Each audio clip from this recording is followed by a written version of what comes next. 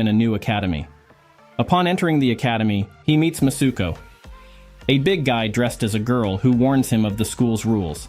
The academy is controlled by the Supreme Five Swords, who use their swords to make all boys appear as girls. Once an all-girls school, chaos erupted upon admitting boys. The girls carried weapons to defend themselves, and they forced the boys to behave like girls. Masuko warns Namira to keep his head low and blend in with the other male students by wearing a dress.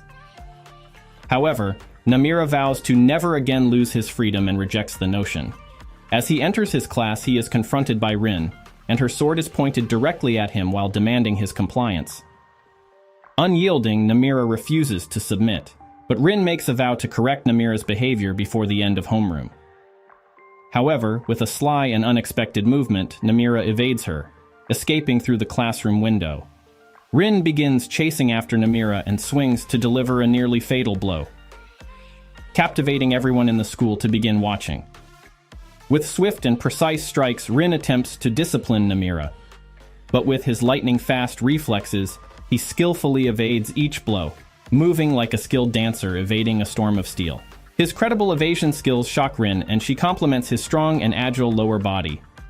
Namira begins flirting with her, acknowledging her ability to wield a sword with her slim arms, and saying that he likes a girl who's a little bit muscular. But Rin ignores his attempts and channels the power of mirrored breathing, surpassing her physical limitations by using the gag reflex to swallow Namira's sword. Rin chases Namira using her dragon tail power, but he defends against her attacks using quick kicks. Despite her approach, he dodges her attacks, although his shirt gets cut. Observing her weak footing, Namira tries to destabilize her with a kick. His move falls short as she regains balance using the crane stance. Advancing with her sword, she nicks him, causing a small cut on his cheek. Seeing his blood, Namira gets serious and equips blade-resistant gloves. He skillfully deflects her attacks, rendering them ineffective. However, while evading, he stumbles on a branch and gets trapped with his back to a wall. Rin unleashes an onslaught of strikes to break his defenses, but she hesitates for a moment. In that instant, Namira takes his stance and gently places his hand on Rin's waist. She mocks his desperation for touching a girl's body, but Namira points out that he may not have a sword, but he has a powerful gun. He takes a deep breath, steadies himself, and triggers his secret gun. The unexpectedly powerful attack sends Rin flying backward and rolling on the ground. Just when Namira starts bragging about his technique, Rin mentions its name, shocked that she knows about it. Namira gets on top of Rin and demands her to explain how she knew about it. A sudden interruption occurs as Nano Masonono, a fellow student, bursts onto the scene shouting for Rin's safety. Sensational, Namira blames Masonono for the incident, while Rin, on the brink of tears, vows to retaliate against him later on. Masonono expresses her disappointment over Rin's defeat against Namira. In the baths, Mary Kikakuyo, another member of the Supreme Five Swords along with Choka, steps in determined to correct Namira's behavior. However, it becomes clear that Masonono and Choka don't show any signs of having teamwork. Back at the dorm, Namira seeks guidance from Masuko regarding an exit permit, and learns that he needs stamps from all 5 swords, as well as a certificate from Ren. Frustrated by his rocky start, he wonders about how items are obtained in the dormitory. Masuko reveals the existence of a smuggler. Back in class, Namira becomes the center of attention, as rumors circulate about him being a creep and stealing kisses when girls let their guard down. Playfully, he calls out Saki by asking about the color of her underwear, causing her embarrassment. Wondering where Rin currently is, Namira receives a cold response from Saki, but Yui steps in to reveal that Rin is in her room with a fever. Motivated to visit the girls' dormitory, Namira leaves the classroom. Back in the dorms, Rin feels frustrated with Namira and vents her anger and confusion while hitting her bed with a pillow. Her conflicting emotions oscillate between resentment and curiosity over their accidental kiss. She checks her temperature, feeling a mix of emotions as she reflects on the events of the previous day. Sensing a presence, she readies herself with her sword and mask, only for Namira to enter through the window. He stops her from unsheathing her sword and gives her the smuggled cakes. Flustered, Rin is torn between her feelings for Namira and her duty to deny him the exit permit. However, Namira says that he would like to see her in casual attire, and he can only do so if he exits. Namira tries to save her from hitting her head, but her plot armor is destroyed, and Masonono bursts into the room, seeing Namira in a compromising situation with her unconscious friend. Unwilling to listen to Namira's explanations, she sets a barrage of traps, turning the dormitory into an obstacle course as Namira tries to escape.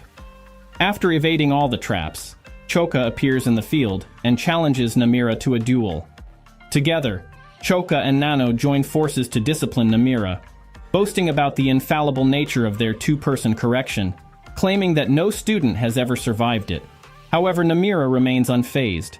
In a brief instant, the two girls coordinate their attack, synchronizing their movements only to be met with Namira's calculated counterattack.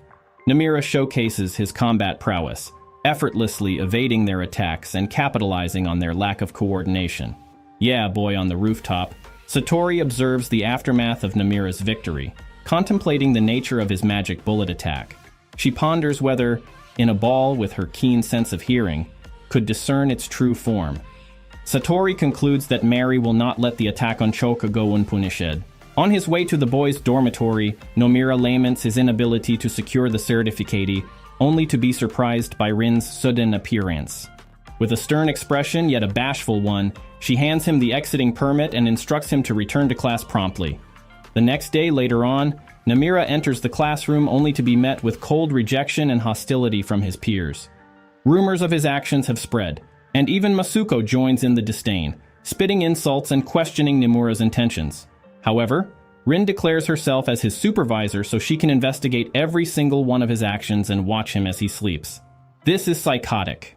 Rin starts her intense supervision of Namira, much to his annoyance. However, Rin and Namira get interrupted when Mary confronts them, leading to a clash between Rin and Mary. While still recovering from a previous fight, Rin insists on stopping Mary. They take their respective stances, hands gripping their swords tightly. Mary unsheathes her Effie, while Rin brandishes her katana. In the meantime, Namira finds himself in a confrontation with Choka. She chases after him and swiftly draws her whip, preparing for an attack. However, Namira quickly reacts, skillfully utilizing his waist belt as a countermeasure against Choka's whip. To both of their surprise, Namira's plot armor falls down, flashing his little monster in front of Choka. The sight hits the girl hard and makes her instantly faint. The mirror encounters Amu, a face that he finds familiar. A puzzling aura emanates from Amu, leaving Namira momentarily confounded. Apparently, Amu is a student who previously defeated Nomura. He acknowledges their past encounter, and as he attempts to attack Amu, he notices that his pants are still down. Then, after settling the fight with Rin, Mary catches up with Namira to only end up being flashed by his... Amu recalls her previous attempt to recruit him as a subordinate and is infuriated by his refusal. She ponders why she continues to spare him, but pushes aside her self-doubt, vowing to kill him the next time they cross paths. With her acute hearing, Tsukuyo listens to the duel between Nomura and Mary. The air is filled with the sound of her sword slashing through the air. Mary charges relentlessly at Namira, her attacks swift and fierce, creating a whirlwind of movement. The Mira dances around the rapid onslaught, narrowly evading each strike. The Mira struggles with Mary's unique fusion of Western and Japanese swordsmanship, and tries to search for a breakthrough to destroy her relentless assault. He fakes a decoy attack that opens a chance for him by using the manga that he was hiding from Rin. He is able to stop Mary's attack instantly. He releases his magic bullet, causing her to fly in the air. Mary's mind is shocked, and she wonders why he would develop plot with the other girls, but ignore all of her approaches. She offers her bouncy plots, emphasizing her bowing, but he declines to remain a typical anime protagonist forever. Her frustration grows, so as Nomura requests her permission stamp, Mary places the stamp in her massive cannonballs, provoking him to develop plot. Namira struggles to stop himself from developing the real plot of this story, but manages to restrain himself. My disappointment is immeasurable and my day is ruined, just as Rin arrives and prepares to punish him for his lecherous ways. Mary intervenes and admits defeat. She stamps his permission permit and declares that she will join Rin in supervising him. The academy is thrown into chaos as Warabi returns from her trip to Hawaii. She is displeased with Ren and Mary's recent behavior and devises a punishment plan to correct them. The next day, Nomura is taken aback to see Masuko crucified on a flagpole. Warabi announces a sports deaf Olympics, the War of Impics. What a dumbest name. In order to save their friend Masuko, Nomura must beat all of the challenges. and she promises to release Masuko and stamp his permission slip if he manages to secure victory. When Rin and Mary question Warabi's actions, she summons her 3 musketeers, Tsunami, Kinu, and Nico. The first game on the agenda is Raging Sumo, and the 3 musketeers inform Namira that they all must participate by wearing the sumo loincloth known as a mawashi. However, they soon discover that they are not good at doing so and ask Namira for help. The 2 girls find out that they are not prepared for the humiliation and embarrassment they were about to endure. Right now, the mirror finds himself preparing to face off against an unexpected opponent, a bear named Kyubu. Yes, you heard it right, a bear. While others may be deterred by the unusual matchup, Nomura is a Russian wrestler after all. The match begins, and Namira unleashes his signature move, the magic bullets, in an attempt to push Kyubu out of the ring. However, he soon discovers that battling a great creature like a bear is no walk in the park. The bear's sheer strength and agility prove to be a significant challenge for Namira. Kyubu keeps on cutting the air with its giant claws as Namira dodges them. When discouraged by the odds, he resolutely presses on, determined to claim victory. In a daring move, Namira tries to lift Kyubu off the ground, aiming to topple the bear out of the sumo ring. However, as he exerts his might, the belt securing Kyubu's mawashi suddenly unravels, slipping off due to being tied too loosely. This fateful turn of events has secured him a victory.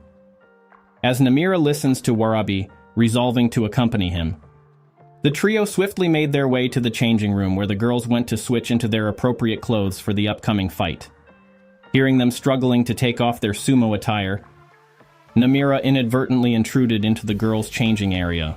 While Namira, Rin, and Mary were thinking about the fastest way to reach the rooftop, Satori, though initially harboring animosity towards Namira, decided to help them with a shared goal of stopping the disturbances and restoring order to the school.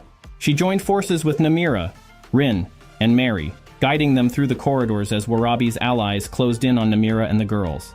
Mary, recognizing the imminent threat, bravely stepped forward to confront the 3 musketeers with unwavering resolve. She prepared herself to face the 3 girls alone. Meanwhile, Namira and Rin found themselves standing face to face with Warabi and the immense bear. The Mura took a moment to assess the situation, making calculated plans in his mind. He analyzed the bear's movements, noting its agility and speed. Confident in his ability to formulate a winning strategy, he prepared to launch his attack. However, before Namira could execute his plan, the bear surprised him with a sudden burst of speed. The Mura's calculations faltered as he struggled to adapt to the unexpected moves of his opponent. The bear's swift and precise movements combined with its boxing techniques made it a difficult opponent. Rin too found herself facing an equally difficult opponent in Warabi. Despite her swift and fierce sword swings, Rin's strikes failed to land on her agile adversary. Warabi effortlessly dodged Rin's attacks, leaving her frustrated and off balance. In a swift counter move, Warabi utilized her expertise in ninjutsu and threw a shuriken that stabbed Rin in the shoulder. The pain shot through Rin's body, but she gritted her teeth and readjusted her stance, acknowledging Warabi's unmatched swiftness. As Warabi gracefully flew around with precise movements, she unleashed a flurry of blows upon Rin. As they began losing all their energy, Namira and Rin were faced with the harsh reality that defeating Warabi and the bear would require more than mere calculations and physical prowess. During the fight, Namira searched for opportunities to launch his magic bullets at Kyubu. Although Kyubu withstood the attacks, she became weakened due to the continuous onslaught. Despite being cornered and facing difficult opponents, Namira's spirit shone through as he encouraged his friends, expressing his gratitude for their support. With a renewed sense of determination, Namira's friends resumed the battle. In a strategic move, Namira deceived the bear by faking a belly attack. As Kyubu rushed to defend its exposed spot, Namira swiftly changed the trajectory of his strike, transforming it into a powerful punch. Mary seized the opportunity to make her move. With a graceful leap from the stairs, she closed the distance between herself and Warabi's 3 allies. Now Rin found herself pitted against Warabi, who remained steadfast despite the diminishing numbers of her allies. She launched herself forward, charging at her opponent with firm determination. Rin narrowed the gap, closing in on Warabi, who instinctively flinched. Rin summoned her courage and took advantage of Warabi's fear, allowing her to defeat her opponent. All of them regrouped and celebrated their success. The mirror's past still haunted him in his dreams.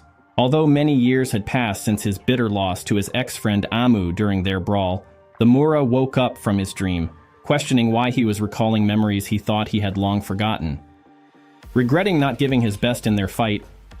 Meanwhile, in the headmaster's office, Tsukuyo informed the headmaster about Empress Amu's sudden disappearance.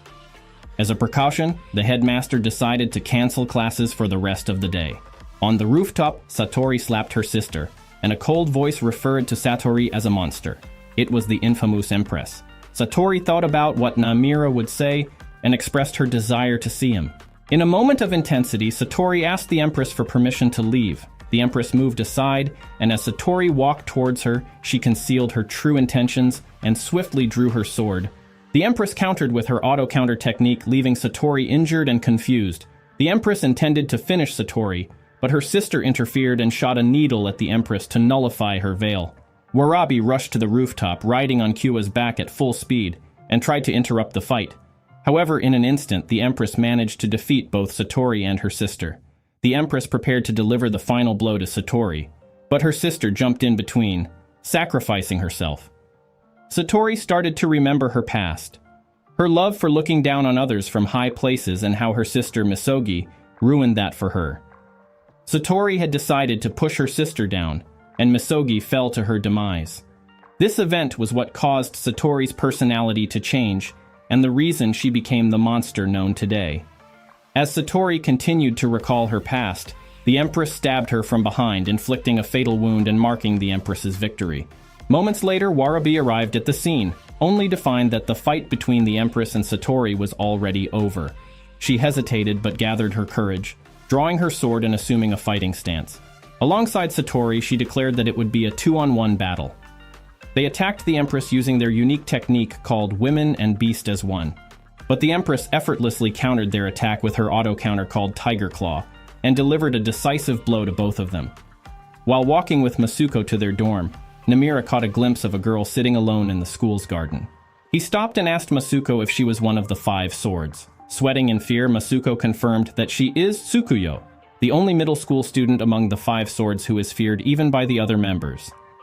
Unfazed, Namira approached her, stating that he is going to get his exit permit stamped. Ignoring Masuko's warnings, Namira confidently continued towards Tsukuyo, determined not to turn back. However, as soon as he entered her sword's reach, Tsukuyo swiftly slashed her sword towards his neck before he could even react, erasing the smile on his face. Stunned to his core, he staggered backward, tripping on a concrete block. He wondered in shock why he couldn't see her unsheath her sword or attack him. Masuko, hiding behind a bush, asked if Namira is okay, but Tsukuyo reassures him that she hasn't cut in a mirror yet, but warns that he is technically a dead man in the real world. Namira holds his throat in fear as Tsukuyo explains that the headmistress instructed her to supervise him, allowing only 3 transgressions. He has already surpassed the limit with Rin Satori, and ignoring her request to speak with him, causing her to catch a cold coughing. Tsukuyo opens her terrifyingly dead eyes and declares that she has reached the limits of her patience. Protesting, Namira urges Tsukuyo to wait, and questions how a middle school student can be tasked with directly supervising him by the principal. Tsukuyo showcases her lightning speed slash, cutting a butterfly in 2, and explains that the first reason is that she isn't a weak little like him. Suggesting that she should be more interested in butterflies like other girls her age, Tsukuyo simply answers that their flapping annoys her due to her sensitive hearing. She adds that she can't even see what they look like, implying that she is blind. Setting aside her personal remarks, Tsukuyo continues her explanation. She goes on to describe her technique to Namira, named Katsu 100 Speed. But Namira realizes he's seen this attack before. Meanwhile, Amu faces off against the injured Warabi, who is lying on the ground. Kyubu gets up and delivers a strong strike, causing Amu's heels to dig into the ground. Using a combination of her technique, Amu stabs her hand into the bear's belly. Hearing his friend's cries for help, Namira finds it difficult to focus on Tsukuyo's explanation. Meanwhile, wielding a wrench, Nico swiftly intervenes to assist Warabi. However, Amu effortlessly absorbs the blow, counters with her auto-counter move, piercing Nico in the stomach. The other 2 musketeers prepare to launch another attack, but Amu remains unfazed. They charge at her simultaneously, only to end up getting stabbed as well. Taking responsibility upon herself, Warabi pleads with Amu to spare her friends. Hamu turns her attention back to Warabi and slashes at her eyelashes, painting her vision with a red haze. Hearing the anguished cries, Namira manages to sneak past Tsukuyo and makes his way to the rooftop, leaving Tsukuyo embarrassed as she continues speaking alone. Upon reaching the rooftop, Namira is shocked to find Warabi and the other girls lying motionless on the ground. He desperately calls for help, only to be confronted by a person with eyes as deep as the ocean standing behind him. Detached in the loft, because of this mysterious girl, Namira holds Warabi closer, bewildered by her sudden appearance. The girl assesses Warabi's condition and promises to take care of the girls, while asking Namira to attend to a different matter and pointing out the location of Demo and the others. Meanwhile, Rin, Mary, and the other girls catch up with Amu as she engages in a conversation with Tsukudo. Bamu asserts that she has no reason to fight them unless they provoke her. Concerned about the well-being of their friends, Rin and Mary draw their swords and charge towards Amu with great speed. Employing a combination of her unique techniques, Amu skillfully counters both of their synchronized attacks, injuring them in the process. Amu then approaches Choka and Nano, but Tsukuyo suddenly intervenes, fueled by Nano's affirmation of their friendship. She wonders whether meeting Namira influenced her newfound boldness and displays confidence in her swordsmanship techniques. However, Amu remains undaunted, relying on her skills. To everyone's surprise, Tsukuyo successfully inflicts damage on Amu using her special swordsmanship, giving us the chance to peek at her shiny large plot. Sensational nonetheless, Tsukuyo also sustains injuries in the process. Bamu scornfully scoffs at Tsukuyo's blade, treating it as a mere toy, and easily crushes its broken tip with her bare hands. Just as Amu is about to deliver a fatal blow, Namira unexpectedly emerges and swiftly shields Tsukuyo from harm. Years ago, Amu, who pretended to be a boy, met Namira in high school. He flirted with her, saying he'd still kiss her even if she's a boy. With a cunning motion, he swiftly sneaked behind her, trying to play the smooch on her cheek. Despite his comical behavior, Amu accepted his offer to become friends after jabbing him with her elbow. However, a regrettable incident where Amu harmed a fellow student shattered their relationship, turning them into bitter enemies in the present. Namira launches an aggressive attack on Amu, but she counters with her auto-counter. As his body flies in the air, Namira's friends shout for his safety. However, revealing his secret defense of manga, Namira reassures them. Suddenly, Tsukuyo intervenes and, being the perfect example of tsundere, boldly questions whether he considers her a friend. The mirror denies her allegations, saying he only pushed her because she was being a useless sack of meat in his way. Adding salt to Amu's wounds, Namira concludes he'd never be friends with her, because he hates people like her. Clutching her chest, Amu robotically declares she'll kill him, her eyes soulless hollow orbs. As Ren notices Namira slightly shaking, she attempts to find a solution to retaliate against Amu's impenetrable steel body. Together with Mary, Rian props up his confidence, reminding him that his victories over each of the 5 swords signify the potential to defeat her. Surprisingly, Namira assumes a sword stance recognized by Tsukuyo as his swiftest technique. Amu invites him to insert his shiny long sword deep inside her and penetrate all her plot armor. In the blink of an eye, Namira rapidly charges at her. Nevertheless, she swiftly counters Namira's sword-like attack with a forceful roundhouse block, propelling him backward. The very moment he turns around to launch another attack, he is met by a piercing slash that tears his shirt open. The mirror seizes what he thinks is an opening to approach Amu again, but she forcefully jabs her elbow into his abdomen using his jacket. With the help of Tsukuyo's voice, Namira escapes her deadly kick. He inadvertently collides with Tsukuyo, anticipating an assault, but instead receiving a scolding for his lackluster performance. Tsukuyo whispers into Namira's ear, stirring his memory of a vulnerability Amu has unwittingly exposed. He reminisces about his past and his school experiences, realizing the valuable lessons learned along the way. Amu's fervent desire to reconnect with Namira spreads through her chest, making her clutch her shiny plot. Raising her head to look at the rainy gray sky, Amu thinks back about her past and the person who once shone brightly in her grayscale world. It was that single person that brought vibrancy to her life. It was Namira. Despite her feverish longing, Amu contemplates whether, in case she sets aside her pride for the moment, it is too late to rekindle their friendship. Filled with regret, Amu reaches a resolute decision that if she can't have him, then no one else should. Amu finds it difficult to approach Nomura as he gets closer to the other 5 swords she longed for. Him with a love so intense that she was willing to do anything to make him hers.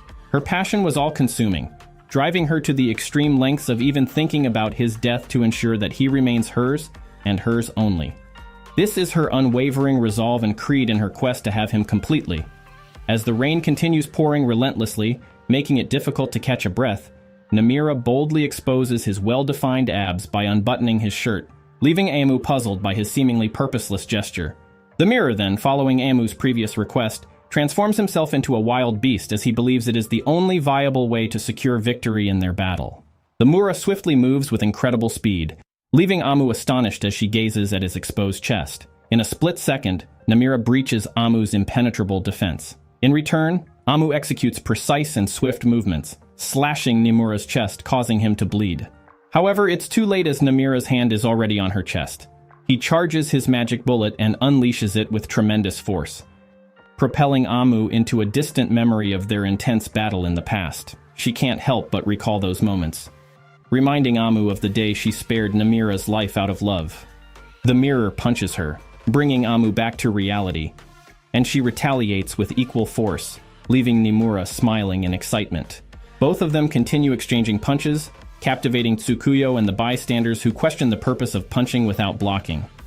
Little do they know, Nomura and Amu are experiencing the best moments of their life, engaged in a fight without holding back. Amu suddenly stops her assault and clasps Nomura's hand to her large milkers, yeah boy, giving him the opportunity to unleash his mightiest magic bullet. She realizes that those who show affection first often end up losing. As she confesses her love for Nomura, Amu challenges him to finish their fight, asking him to be hers.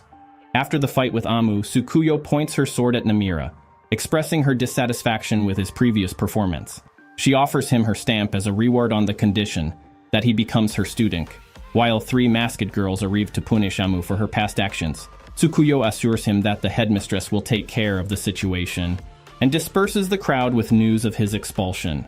Back in the infirmary, Nomura lies on the bed with his heavily bandaged body. His roommate asks about his calmness regarding the expulsion news. The mirror accepts the outcome, acknowledging that it was a result of his actions. Despite the challenges he faced, Nomura feels a sense of responsibility to reconnect with the friends he made during his time at the school. He realizes the importance of maintaining these relationships before he leaves. Rin and Mary present Nomura's case to the headmistress, seeking a resolution. Despite their efforts, the headmistress's decision cannot be reversed. Nomura encounters Tsukuyo on the school grounds and remembers her offer to give him her stamp, in exchange for becoming her student. He uses his expulsion as an excuse to decline her offer, disappointing Tsukuyo. However, she stops him, reminding him that he is still a student of the school, and reveals that Amu is currently heading towards the airport. At the airport, Nomura catches up to Amu. He asks her if she wants him to relay a message to the other girls, especially to the 5 swords. Amu then confesses her feelings to him and tells him to inform the others that he is hers, leaving him stupefied. At the bus stop, Mary catches up to them, bringing the news of his revoked expulsion. As they walk together back to the school at the gate, Nomura is warmly welcomed by all of his friends. As he sets his foot inside the school, he announces his awaited return, saying that he's home. Thanks for watching, everyone. If you liked this video, don't forget to hit the like button below and subscribe.